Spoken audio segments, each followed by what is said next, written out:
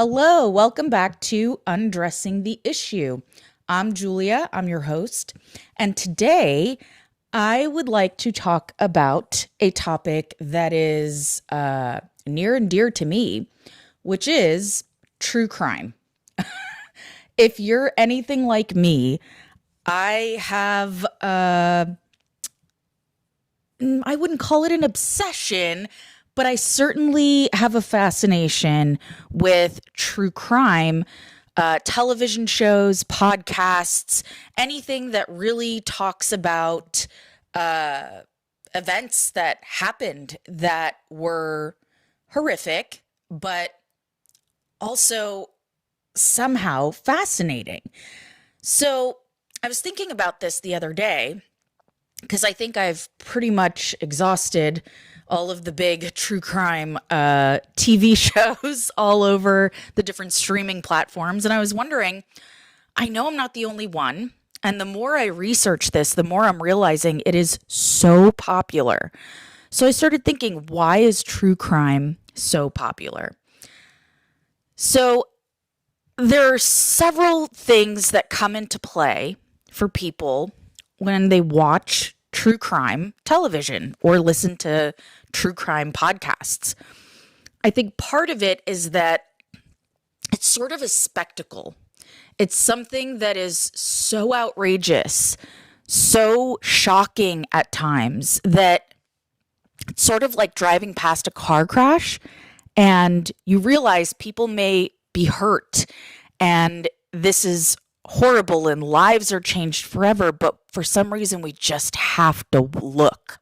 We end up rubbernecking and we end up just doing anything we can to catch a glimpse. So I do think that there is a little bit of that same thing going on when we take an interest in true crime. I think another aspect of this is that human beings, and this goes back generations in time, we have a fascination with evil. We want to try to understand it. We have an awareness of its existence.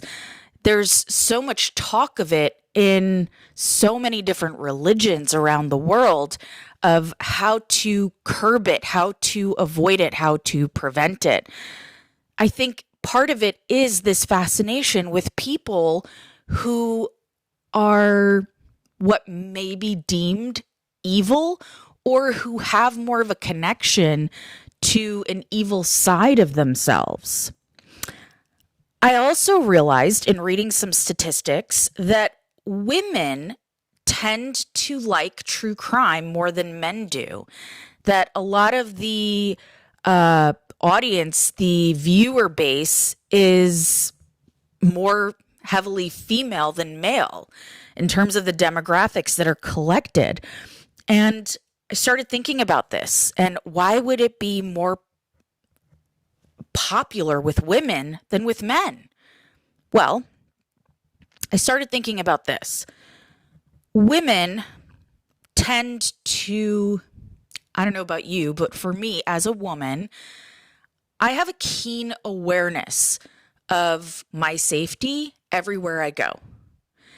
And I often notice that for men, this is not something that they think about all the time. They think about it at times, but if you are a woman, if you identify as a female, you probably have experienced needing to look over your shoulder or be aware of who's around you, who's behind you, be wary of going out places, certain types of places at certain times of day or night, not needing to be on your own if you're going to be, in a safe place, but wanting to have somebody with you if you're not in a very safe place.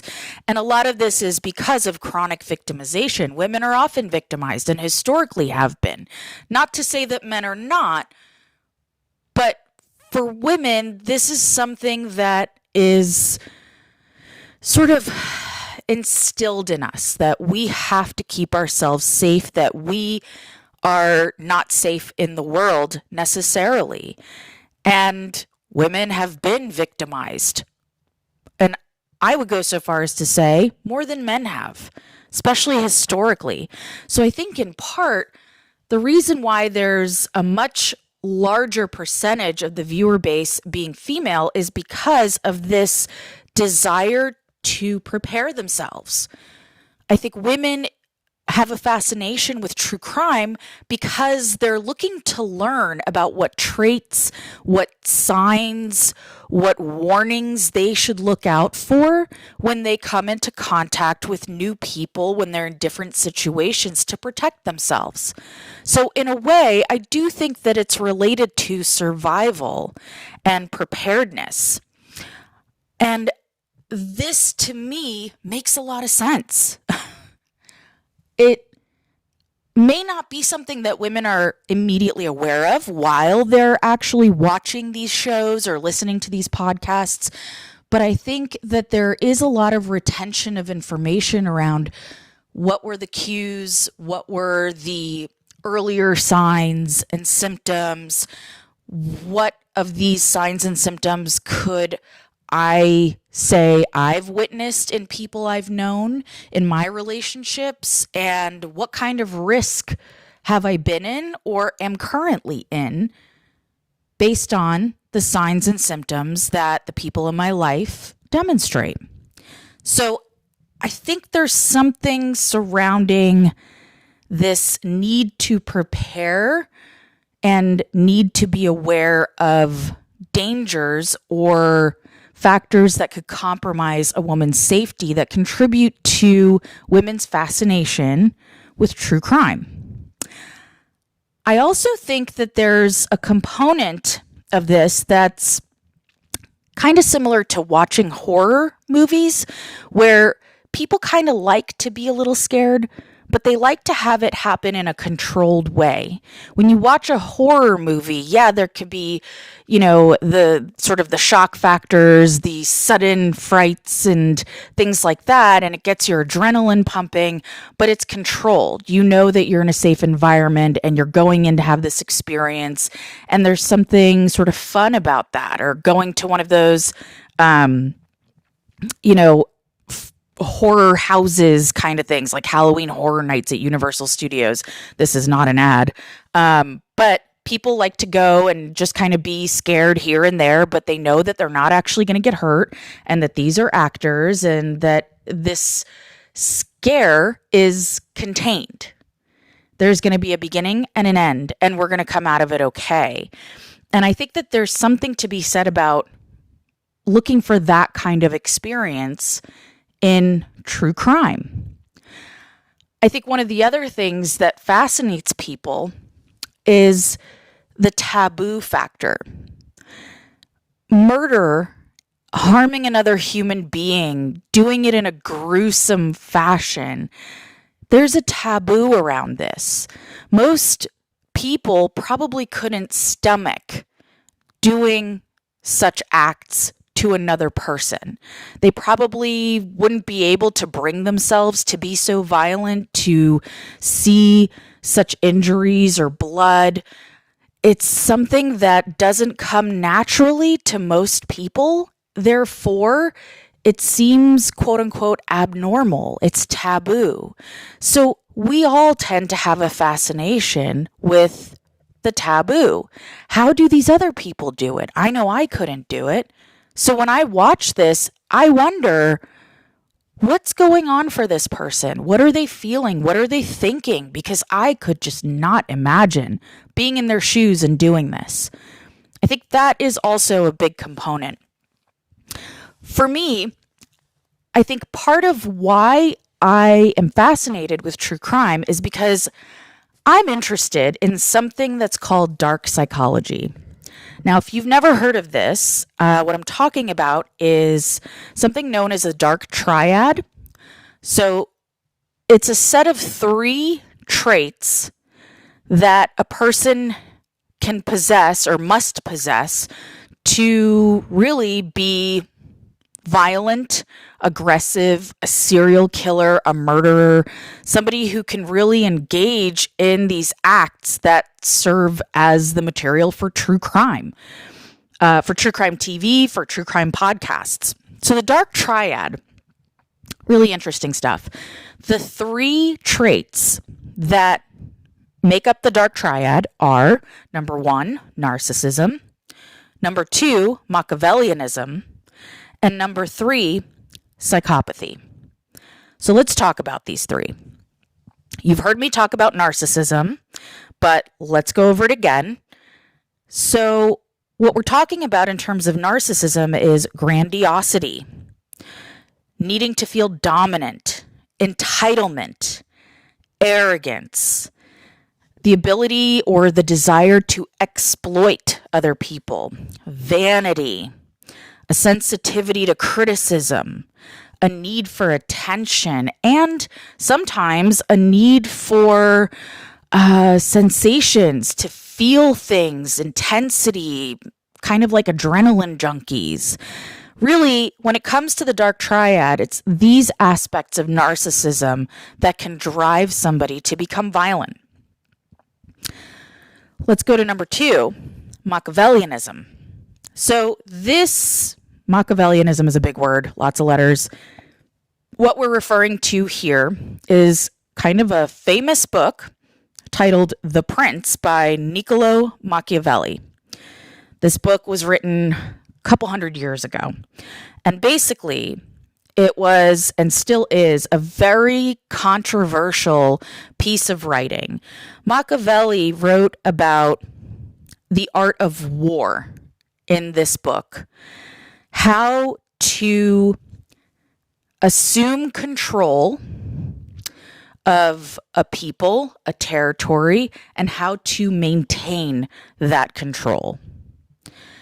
So this book basically talks about how glory and survival can justify the use of immoral means to achieve those ends. One of the famous quotes from this book is, "It is better to be feared than loved if you cannot be both." So basically, it's do whatever you have to get ahead and stay ahead. Because getting ahead and staying ahead is more important than anything that has to be done to get there. That's the ultimate goal. The rest doesn't matter. This book basically promotes things like focusing on reputation, cynicism, being strategic, also potentially manipulative. And it also supports low ethical and moral standards. And it encourages a person to focus primarily on a need for personal gain and nothing else. It's all about me, what I want. I come first. And nothing can get in the way of that. So Machiavellianism is something that can be beneficial. It's a trait that can be actually really motivating. It can help people get ahead and pursue lofty goals and be ambitious, but it can also turn into being ruthless and cutthroat and really using others to get ahead and not really caring at all about what happens to the people you use. So we have narcissism, Machiavellianism. Number 3 is psychopathy, meaning being a psychopath. We hear this word tossed around, but what actually is it? What is a psychopath like? What do they look like? How do they present? What's their personality like? The reality is, people who on the spectrum of psychopathy may be up there probably walk among us. Not all of them are necessarily serial killers. They may take that type of psychopathy urge out in other contexts, but some may be. What we're talking about really, most people who are psychopaths are actually quite charming. They tend to focus on the present. They tend to be highly intelligent. and impulsive. And one of the key traits is that they have a total absence of guilt or empathy.